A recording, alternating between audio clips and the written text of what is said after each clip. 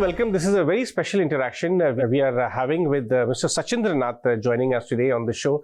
The name of the show is Grow with UGRO. We all know UGRO, which is one of the fastest growing fintech-based NBFC in India, is doing phenomenal work. If you look at the past couple of quarterly results, you would know where the momentum is going. But today we are not only talking about their business model. We are also talking about the journey of UGRO so far and where it is headed from here on. And in the way, it is also helping thousands of mid and small enterprises up their own game and become much more efficient. Mr. Shachindra, thank you very much for joining us. Thank you for having me, Ajay. So, we all know last couple of quarters, your numbers have started improving a whole lot. But very few people out there, now that the stock is doing so well, attention is coming on your company as well. But very few know the start of U GRO Capital. I mean, we have been in touch for some years now, but why don't you recount how this company, the idea of this company came to you and journey so far before we talk about what lies ahead? Yes, of course. I think so. UGRO was creation of an burning aspiration for a very long period of time, which was in my heart. As you know that I was born and brought up in Banaras. I spent first 10 years of my life in agri and rural businesses.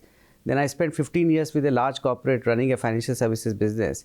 And after my, very painful exit from there, I realized that financial services and lending is a business of people, a combination of people and capital.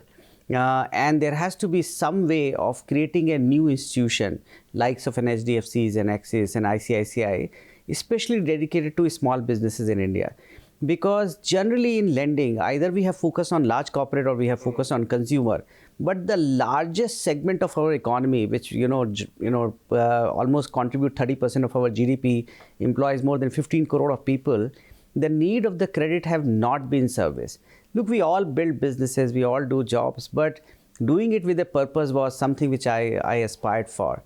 And that's why between 2016 to 2018, I worked extremely hard to create this institution, wherein in mid of 2018, I acquired a very small listed entity and raised 950 crore plus capital from 4 large private equity investors. And from there, our journey started. So, I want to understand from you, there are so many NBFCs and I hate to categorize you in that, but just for the sake of our understanding of our viewers, I'm doing it. How did you identify the need which you're talking about, that the need existed? There are so many lenders overall in our country catering to different side of the borrowers. How did you identify that need, that this is where we should operate in, this is the unmet side? Yeah. So actually, we keep saying that there are so many NBFCs, but actually not. For a country of the size of India, if you look at just the listed world, this year when we'll touch 10,000 crore, we'll be 7th or 8th largest listed NBFC actually. So actually 10,000 crore is nothing in the overall credit demand. So to meet the need, actually the number of players which exist in India are very far and few. Within that also, the way the market have grown, we have either people, especially in the NBFC or fintech world, people who are either serving the need of consumer, personal finance, auto, CV, and others. There is not a single dedicated player which services the credit need for small businesses. At this year at 10,000 crore, we would probably be the largest small business financing platform of India. So there are two things which were happening in 2016 and 17. One, the India stack toward the data-driven possibility of underwriting SME credit was very, very clear.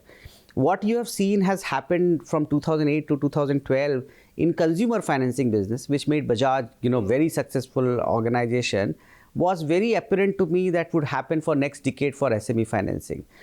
So we can talk about it, but I think so that was the inflection point where I felt that there is a possibility if you combine good quality capital with good quality people, large need of the SME credit in India can be serviced. India exists in Bharat, which is our tier 2, tier 3 towns. In our country, for people to continue remain happy, they need employment. And the largest employment provider is small businesses. So an institution which is supporting the credit for that is doing good for the nation. And that was what, drove me to actually create this enterprise. No wonder, I am not surprised that recently when we saw that one of the largest global sovereign wealth funds arm, the sustainable arm of them, actually put money in your company or bought shares, I was not surprised, because this is one business model which is after all, it's a commercial enterprise and it is aiming at profits, but at the same time, it is also touching lives of so many people, livelihood, and helping them scale up as in terms of enterprises. You're absolutely right. We did an impact report analysis last year. We ourselves were surprised that during COVID and post-COVID period, what kind of transformation into lives of our small business we were able to build in terms of the expanding the credit, improving their bureau record, women empowerment. So there is so much we are doing for our country. If you say finance a very large corporate, it just services one ecosystem in one city. We do average ticket size of 17 lakh rupees of loan, 56,000 plus customer. Look at the size of the impact which we are creating across the country. And I think so the most important thing that we are now breaking this myth in lending industry that MSME financing is very, very risky.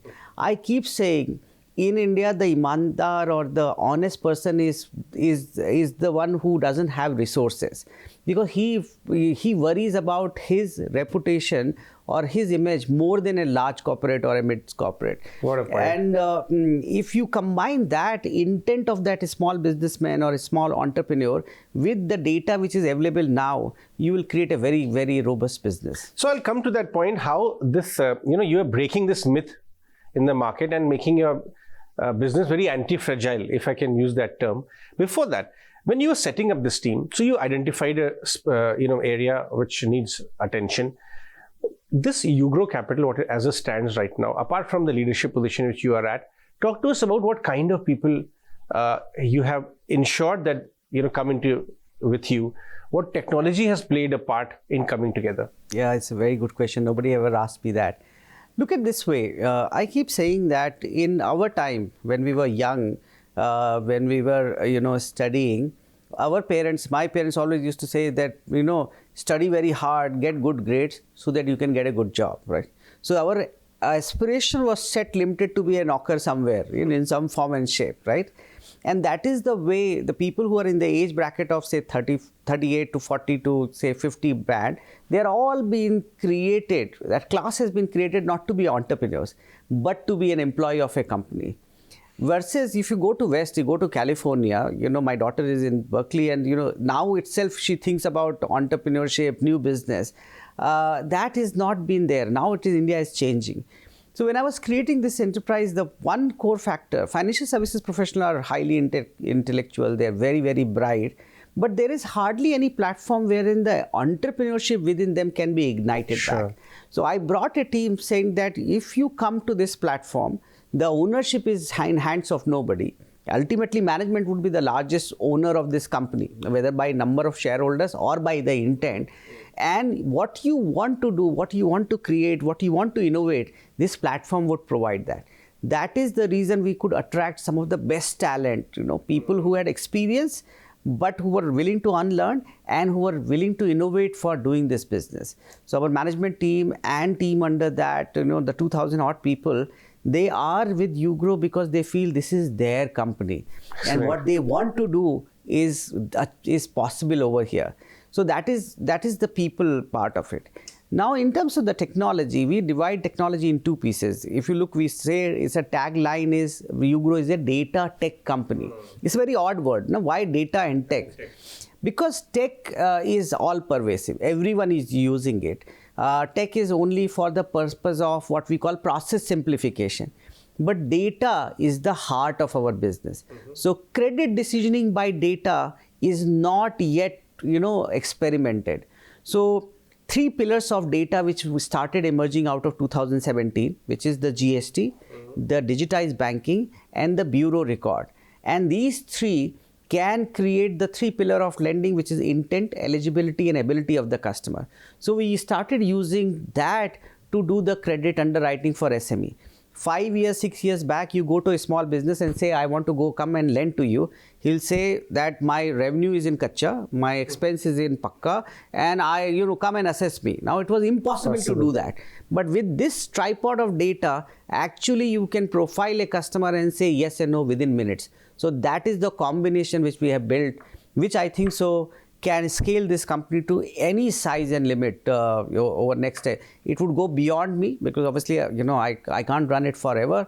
But this management team, which will take it over from me in next 5, 7, 10 years, and the possibility of doing this business can actually create one of the largest institutions in India. Excellent. And I wish you all the best to do that, Shachindra ji, because I can see that, that fire in you, that you are aiming at building an institution and not just a company.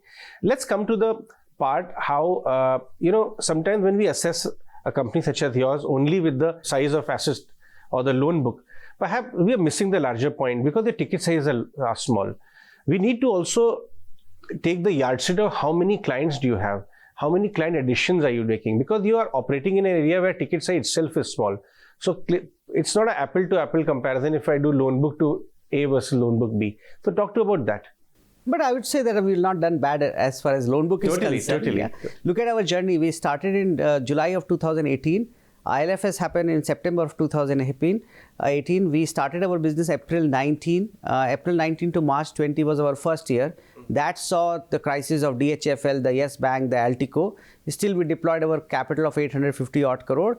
Then we had a 1.5 year of complete COVID halt. But still in 22, we were at 3,000 crore. In 23, we are at 6,000 crore. In 24, we'll be roughly around 10,000 odd crore. So 2.5 years or 3 years of operating run and 10,000 crore of business with 17 lakh rupees of average ticket size, almost 55,000 customer. I would say that it's not a bad journey. Outstanding indeed. So, but you're right that we cannot compete with very large players, especially banks, which are in lakhs and lakhs of crore, because they can write a check of 500 crore to one customer. For us, 500 crore means at least 5,000 plus or 10,000, 10 plus kind of a customer. Thanks. So it takes time. But the beauty is that once you are in this engine, which is progressing through our multi-channel distribution, then it's kind of an unstoppable thing, right? And it's little anti-cyclical because you continue to do business in different variety. So I think so we are on a good path. We are very similar to what consumer finance company, gold loan companies have been able to do and demonstrate in their segment of area.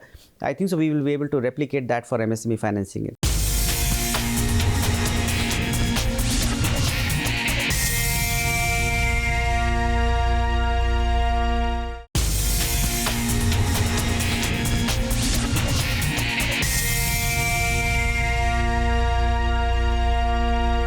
I also want to understand how technology, one at the back end, of course, for assessing the credit quality, but I understand with the new app which you have launched, you're also leveraging technology to cast your net very wide and funnel higher growth in terms of into your system, right?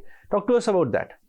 So first and foremost, Ajay, the difference between us and a new generation fintech or some of that, we are driven by our core objective is servicing the need of our customer. Versus many players are driven by their objective of increasing their valuation. I remember, Amitabh Bachchan once saying that everyone does, very hard work, but, only those who have luck on their side succeed and become a star. Our view is that the valuation and the value of the company is in function of the outcome you want to achieve and not other way around, right? But having said that, so that's why for first 4 or 5 years, we didn't say that we are a fintech. We didn't launch, glorified apps and, propagated that. Once we got our core strength of data, technology, everything, then we said that how do we service the need of daily credit of a very, very small business? Think of your neighborhood store which want to buy material worth 10,000 rupees in the morning and want to sell that material over the day and want to pay back that loan next day morning. There is no credit facility available to them.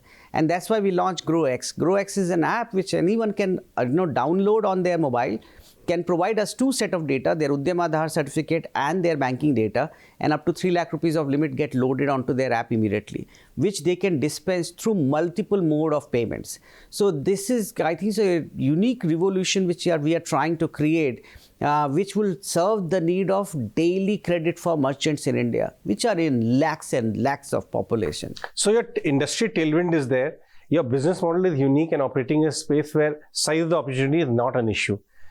In this kind of a setup, Shachindra ji, when you sit now, but you have capital, you have a great team, you have technology, to suit your advantages. How is the runway looking from here on? What are the strategic objectives which you have set sitting with your team with a 3 to 5 year view? So first and foremost, one thing when you come to the tailwind, which is also there for MSME financing business, is this ecosystem itself. I keep saying in a democratic country like India, MSMEs are the largest voting bloc, right? The way I say it, that think of this, there are 15 crore people employed with MSME, which means roughly around 25 crore of voting population. So a ecosystem which is so sensitive to any kind of political dispensation would always have a policy support. I think so that is one of the most important thing. Businesses succeed when they are not antithesis to where the political or the regulatory dispensation is. So that's the first one. Second, in terms of what we want to do or what we don't have or what is the constraining factor, the biggest constraining factor for us is the money. Unlike a bank, when you deposit into a bank your money as an FD, you don't ask the bank where they are going to lend it, right? Versus our lender every day asks us where we are going to lend it. So that becomes one of the biggest constraining factor. Our level of innovation is limited to what is the understanding of our liability provider. And they are all, as you know, have a conventional approach to lending. But that also we have trying to break that by creating this massive co-lending ecosystem. 2020 onwards, RBI said that there has to be a marriage between a bank and an NBFC because both are needed. They are two wheels of a car and both have to drive together. And we are today India's largest NBFC around co-lending. Almost 7 banks have partnered with us, which means large banks are understanding our method of doing the underwriting and willing to provide us balance sheet support to fund the end customer. Having achieved that, I think so, and taking out the constraining factor of liability side, we have to only do 2 things. We have to maintain our growth rate in a calibrated fashion so that people don't get scared from us, and do boring business. What we have done till today, continue doing that, maintain credit costs. And by virtue of that, I think so in 5 years, this should be a 30,000-40,000 crore institution. So you have kept that kind of target for yourself, or it is already falling in place? It appears that that wouldn't be an issue. Look at this way. March 2023, we exited at a 600 crore monthly volume run rate. If you take that run rate, and this year we are not doing anything, we are not expanding OPEX wise because we want to deliver very strong profitability so that our shareholders also feel happy about what we are building up. So 600 into 12 months is 7,200 crore. 6,000 crore is my exit run rate is 13,200 crore. 3,000 crore runoff is a straight 10,000 crore. At the March 24, natural progression would take us to an exit of around 800 to 1,000 odd crore. So 1,000 crore per month volume in March 24, next 12 months is another 12,000 crore. If you take 25 end, we should be at 1,500 crore per month. Take 1,500 crore and multiply by 12 months. So I think so our base is set now. Our infrastructure is set. As we continue to deliver bottom line performance, which is important for a lending business, we expand our physical footprint. Today we are in 5 states with 75 locations. Within these 5 states, we have to expand to almost 300 plus locations. We would not do this year massively, but year 24, 25, we will again expand physical footprint, and it would keep growing like this. Before we wrap up, I just want to understand from the shareholders' point of view, and our viewers are very active investors, and a lot of your shareholders. And how conscious are you on the profitability side of it? I know this business has very high NIMs, but what is the strategy there to keep your expenses in a check and focus on profitability as well at a time when your company requires growth? Look, value creation for shareholder is one of the most paramount factor for success of any financial institution. I keep telling this to my team. There was a point of time when HDFC wanted to do a 10,000 crore of QIP, and that got done within 10 minutes or 15 minutes, right? Why that happened? That happened because HDFC delivered a consistent performance, both on stock price as well as on profitability for almost a decade, right? So people who chase top line and chase valuation are defocused on bottom line performance. And there are many of them, I don't want to name them. Unless the value creation is a function of 2 things, growth and a bottom line performance, which is in terms of the return on asset and return on equity. I think so the top tier lending institution deliver a 20% odd return on a consistent basis. I am very sure that by end of 2025, we would be in that range, and that we would maintain for next many number of years, unless something very disastrous happened like COVID, right? So I think so that is our view. If in a lending business grows at 30-35% CAGR with a consistent bottom line performance of 15 to 20% of ROE, you should be trading, on the upper bracket of the listed universe. Great. And we wish you all the best, Shachindra Ji, for achieving those dreams, and of course for your shareholders as well. Thank you very much for your time today. Thank you. Thank you so much for having me.